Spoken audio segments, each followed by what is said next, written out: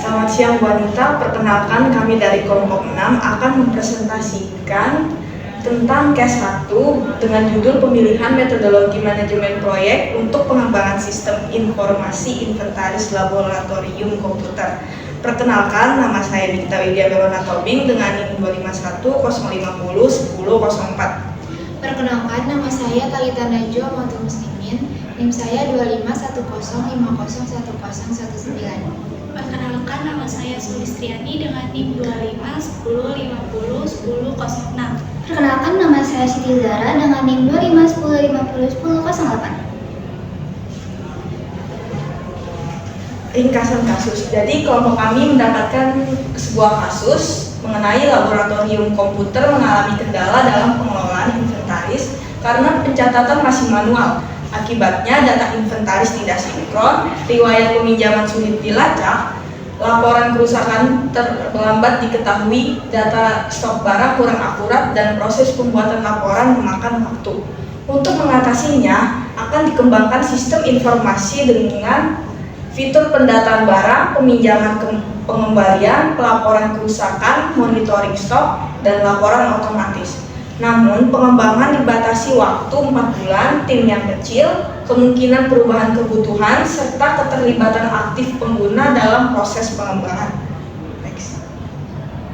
Dari permasalahan tersebut, kita mengidentifikasi permasalahan yang ada, yaitu yang pertama, data inventaris yang tidak sinkron karena pencatatan masih dilakukan secara manual dari buku dan spreadsheet secara terpisah sehingga sering terjadi perbedaan data barang. Yang kedua, riwayat peminjaman sulit dilacak karena pencatatan belum terdokumentasi dengan baik. Yang ketiga, laporan kerusakan sering terlambat diketahui. Hal ini dikarenakan belum adanya sistem pelaporan secara terpusat. Yang keempat, data stok barang kurang akurat karena pembaruan data keluar masuk barang belum dilakukan secara real time. Yang kelima, proses pembuatan laporan inventaris memerlukan waktu yang lama. Hal ini disebabkan pencatatan yang dilakukan secara manual dan akan menggabungkan data dari berbagai sumber. Selanjutnya ada identifikasi kebutuhan. Kebutuhan fungsional ada 5, yaitu yang pertama, sistem harus mengintegrasikan data inventaris dalam satu baris data terpusat. Yang kedua, ada sistem harus memperbarui data stok secara real time agar tetap akurat. Yang ketiga, sistem harus menyediakan fitur pelacakan riwayat peminjaman barang. Yang keempat, sistem harus memiliki fitur pelaporan kerusakan yang terintegrasi. Yang kelima, sistem harus dapat membuat laporan secara otomatis dan lebih efisien. Selanjutnya ada kebutuhan non-fungsional. Yang pertama, sistem perlu memiliki tampilan yang user friendly agar mudah digunakan oleh pengguna.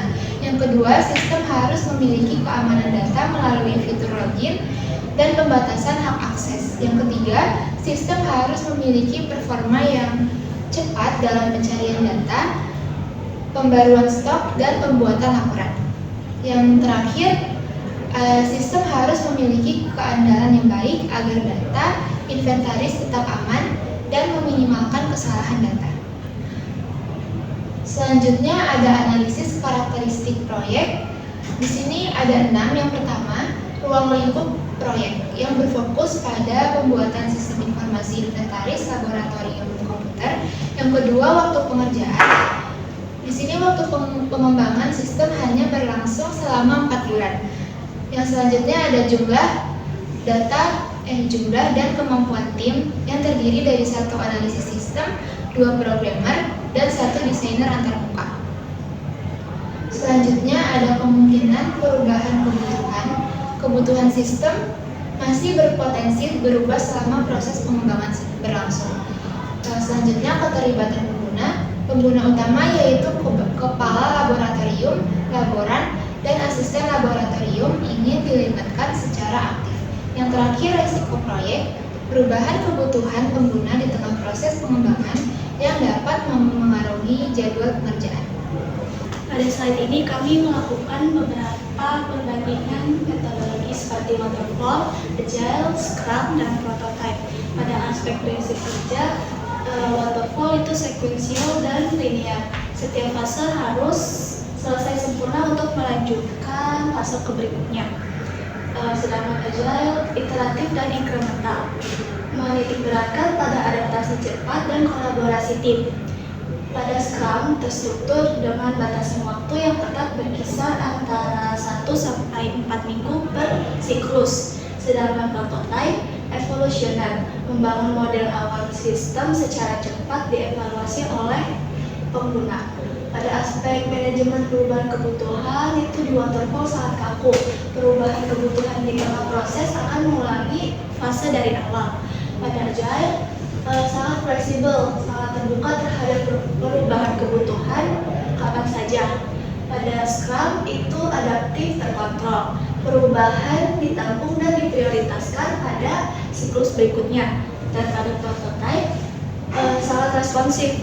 Modifikasi sistem dilakukan secara langsung berdasarkan umpan balik dari pengguna. Lalu pada aspek keterlibatan pengguna di waterfall itu terbatas hanya pada fase awal dan fase akhir. Dan pada agile sepanjang siklus proyek, namun tidak memiliki jadwal interaksi yang baku. Pada Scrum itu sangat terstruktur, pengguna terlibat dalam peninjauan hasil di setiap akhir siklus. Dan pada prototype, pengguna secara berkelanjutan menguji coba rancangan antarmuka dan alur sistem.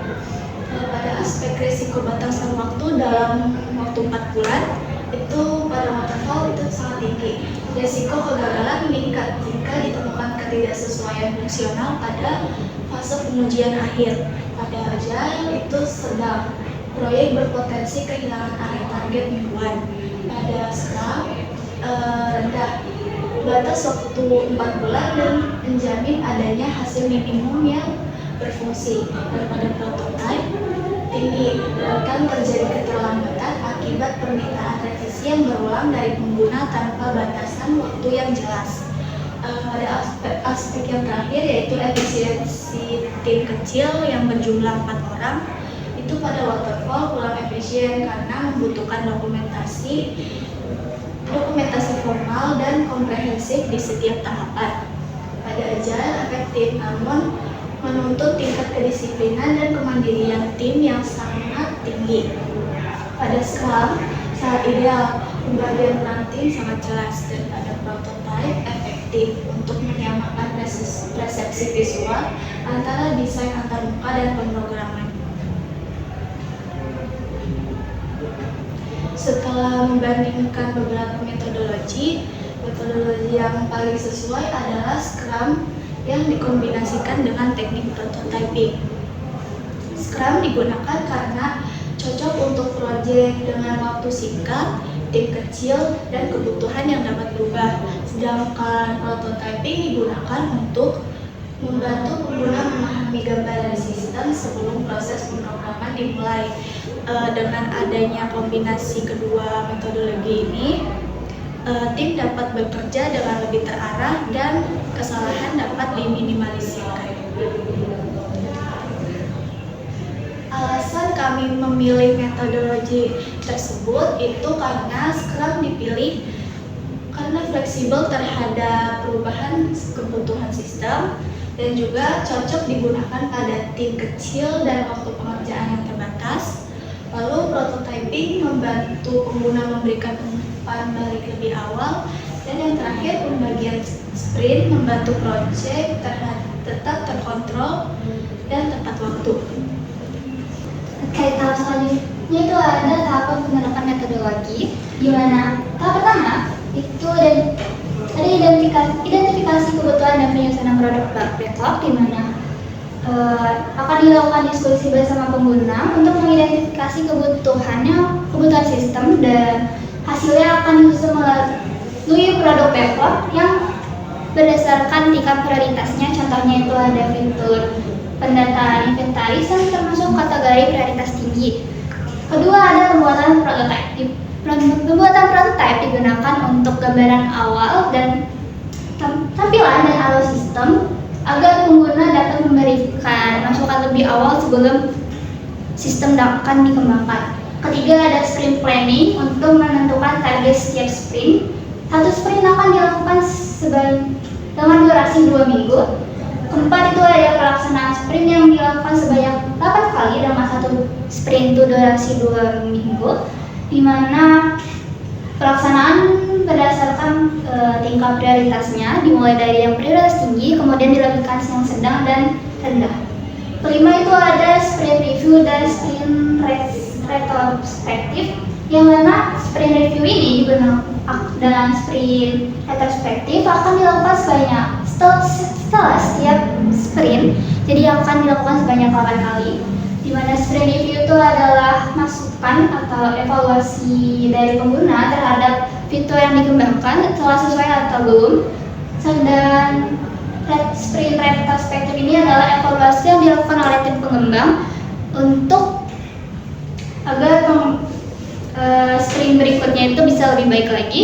Selanjutnya itu ada testing dan penyempurnaan sistem, di mana sistem akan diuji coba terlebih dahulu apakah sudah benar-benar sesuai atau perlu disempurnakan lagi. Terakhir itu ada implementasi dan pemeliharaan, di mana setelah sistem telah sesuai dengan kebutuhan pengguna, sistem tersebut akan diimplementasikan ke laboratorium dan akan dilakukan pemeliharaan setelah diimplementasikan. Selanjutnya itu ada potensi kendala dan solusi. Pertama itu ada kendala, di mana yang pertama itu ada perubahan kebutuhan pengguna selama proses pengembangan. Kedua ada keterbatasan jumlah anggota tim pengembang yang cukup kecil sebanyak 4 orang. Ketiga itu ada keterlibatan pengguna yang tidak konsisten yang dalam memberikan umpan balik sistem. Keempat itu ada risiko keterlambatan penyelesaian sprint apabila target sprint itu terlalu besar. Kelima ada ketidaksesuaian hasil pengembangan dengan kebutuhan pengguna. Solusinya itu yang pertama ada setiap perubahan perlu dicatat dalam produk backlog. Kedua, pembagian tugas harus dilakukan secara jelas. Ketiga itu menjadwalkan pertemuan rutin pada setiap akhir sprint. Keempat, tim perlu menerapkan target sprint yang realistis. Kelima, prototipe digunakan sebagai media validasi awal dan hasil setiap sprint dievaluasi bersama pengguna. Selanjutnya ada kesimpulannya, yaitu pengelolaan inventaris secara manual menyebabkan berbagai masalah seperti data yang tidak sinkron dan proses pelaporan kurang efisien, yang menyebabkan organisasi membutuhkan sistem inventaris yang terintegrasi dan real time, yang karena proyek ini memiliki keterbatasan seperti waktu singkat selama 4 bulan dan tim yang kecil sebanyak 4 orang dan kebutuhan yang dapat berubah, maka dipilih metodologi Scrum yang dikombinasikan sama prototype, di mana Scrum dipilih karena fleksibel dan mendukung pengembangan bertahap melalui sprint, dan prototype membantu pengguna memahami dan mengevaluasi rancangan sistem lebih awal. Dan selanjutnya itu ada saran untuk pengembangan sistem lebih lanjut. Yang pertama ada sistem dapat dikembangkan dengan fitur otomatis untuk mempercepat pendataan inventaris dan mengurangi kesalahan input. Kedua, sistem dapat ditambahkan fitur pembuatan laporan otomatis agar administrasi lebih efisien. Ketiga, sistem juga dapat dilengkapi fitur pemantauan yang segera dan si perangkat untuk mempermudah pengelolaan perbaikan barang.